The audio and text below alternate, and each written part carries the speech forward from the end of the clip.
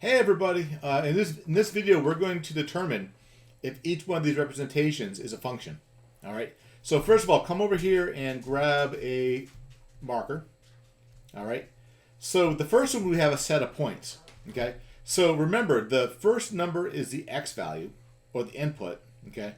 And the second number is the y value or the output. And remember, a function is when each input has exactly one output. So notice we have a 2 and a 10, we have a 4 and a 20, a -2 and a -10, a 3 and a 15, and a 1 and a 5.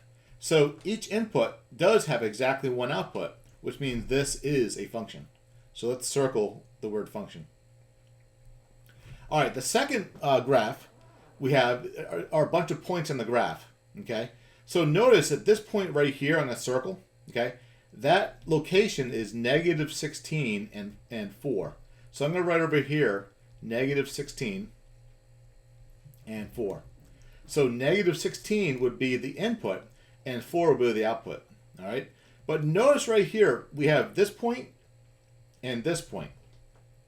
And there's something called a vertical line test. What that says is if you can draw a straight line straight down and you touch 2 points on the graph, it's not a function. And let me tell you why.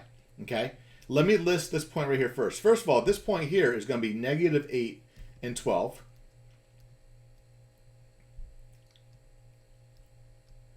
And the second point, this one right here, is -8 and -8.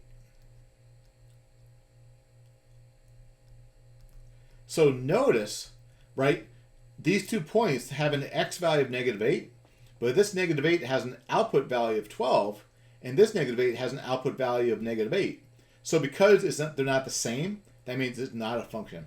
So circle not a function. And there you go.